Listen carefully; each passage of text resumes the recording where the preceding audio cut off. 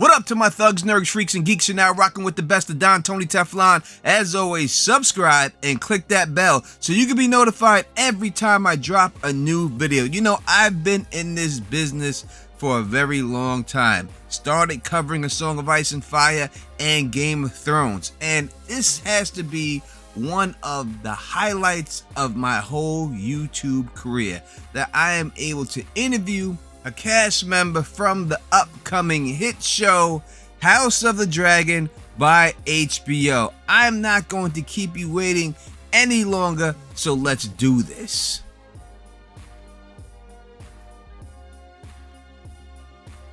What's the deal, my people? You know, this is Don Tony Teflon. I'm back at you another one, and thank you very much to everyone from HBO for allowing me to do this interview. I am here with the one, the only, the sea snake himself, Mr. Steve Toussaint. I call this Velaryon. The king has an heir, Daemon Targaryen. Rhaenyra's succession will be challenged. Thank you very much for rocking with me, my brother. How are you? I'm good, Tony. I'm fine, man. How are you? I am great. I just want to say thank you personally for allowing me to do this interview, as always, on Teflon TV. First and foremost, we'd like you to rep your hood. Will you please let the people know where you are born and raised? Well, okay, so it's slightly complicated. I was born in a city in the middle of England called Birmingham. But then I moved from there when I was about 3. Been in London ever since. Nice. That is what's up. All right. So for people who haven't read the books, can you please explain in your take who is Corlys Velaryon? Okay, so Lord Corlys Velaryon, also known as the Sea Snake, is an extremely wealthy man, a famed nautical explorer. He made his money doing these mythical 9 voyages in his early 20s to 30s, I believe. Came back from these wonderful places with a lot of money, a lot of spices and artifacts, and traded them, and then became an incredibly wealthy man. He is also known as the Lord of the Tides. He controls the realm's navy. He is married to a woman by the name of Princess Rhaenys Targaryen, also known as the Queen Who Never Was, because when there was a time for succession, the realm had to choose between her and her cousin. Everyone felt that she would be the right person to rule, but she was a woman, and the realm wasn't ready for a woman to rule. Men would sooner put the realm to the torch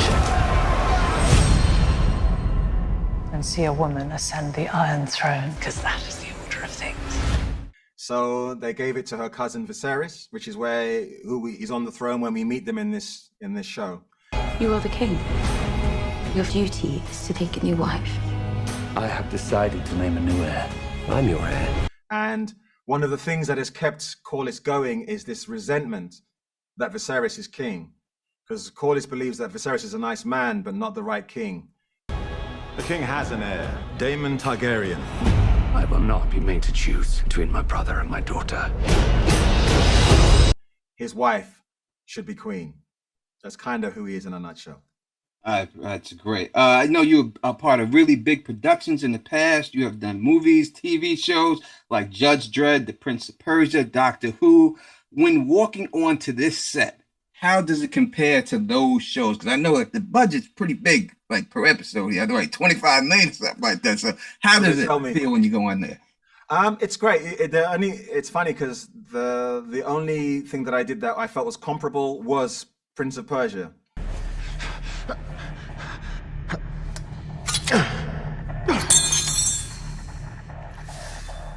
So we walked onto the set of Prince of Persia, and you were like, "Oh my goodness, how much money is there in the world?"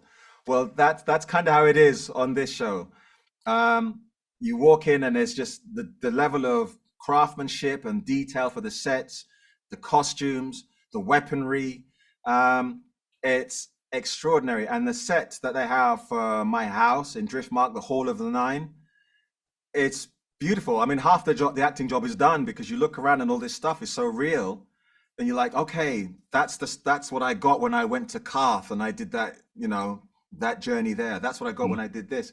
All the artifacts are made. It's it's really impressive. Do they touch on that in the show? Like you walk by something and they say, "Hey, I got this from there." Do they, do they reference anything like that? No, not like that. It's funny. When we started, I said to Ryan, one of the showrunners, would it be possible to have some kind of history of some of these artifacts so that I would have the memory of them, so that when I'm walking past them, I would know what I did? And he came back with this dossier of the history of each of those objects that you see in there.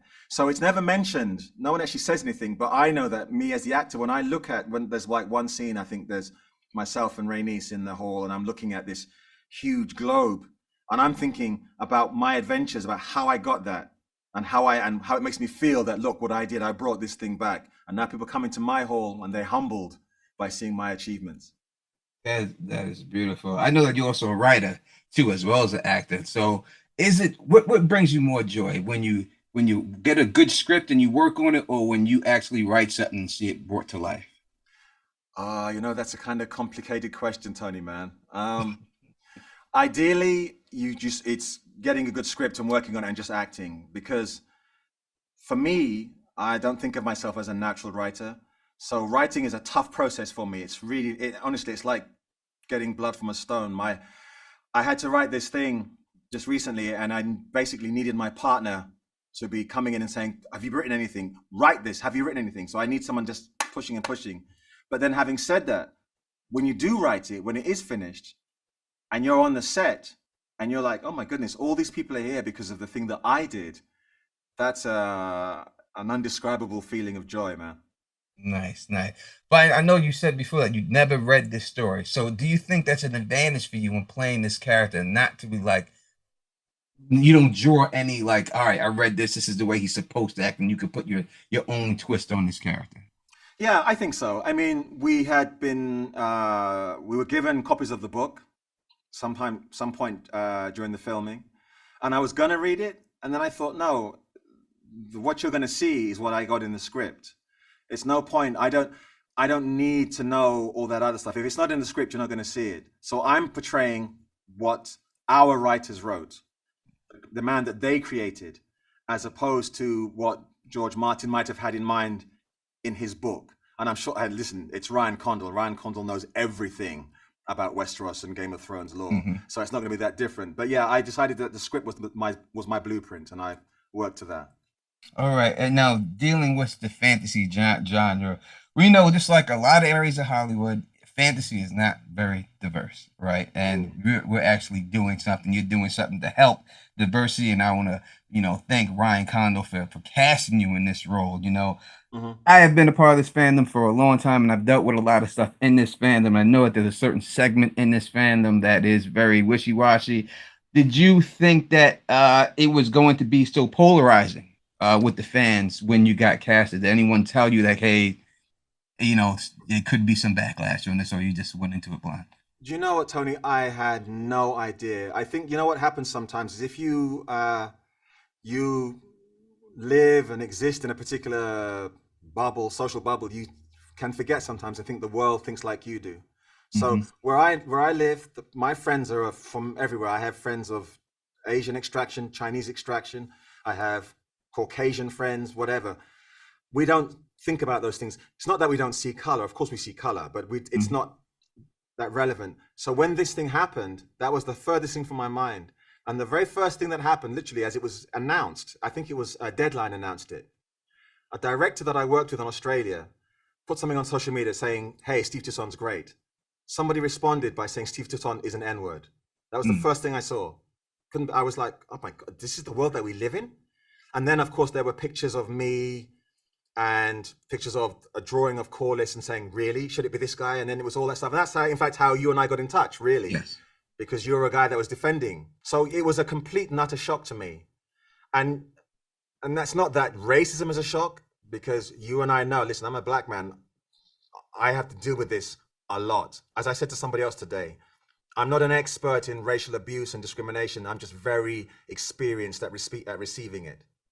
So a lot of my friends, we just go, oh man, that's just how it is. I've been in this fandom for a while, and I actually have to run a panel every year at one of the cons of what's it mean to be a black person in this fandom. And the fact that we have to do that, this shows exactly. But I want to say thank you, because every time we go to the con, people like us, we have no one to dress up as. And now we finally have someone. We have a character of our own, you know, especially. I'm glad to be of service, brother. I appreciate, especially guys like us and, you know, a lot of people who are not represented, and that is mixed race children that we see here and everything else. Okay, So, yeah. you know, they are very excited about it. I have to wrap up, but thank you so much No, for man, giving no worries, me man. giving me the time, man. I truly appreciate it, my brother. And you're about to be on the #1 show on television, bro. I sincerely hope so. Thank you, man. That was the great Steve Toussaint. I'm so happy to have him representing not just black people, but the fandom as a whole. I have no doubt that he's going to do a tremendous job in this role. And he's not the last interview, my people. I have plenty of more that will be coming out there. And I'm also going to give you the chance to ask some of these people questions live. So make sure you're subscribed to the channel so you can be notified when these things drop. And as always, if you like the way I do this, please thumbs up this, spread this across the realm, subscribe. And until next time, you know who it is. Peace and stay sexy.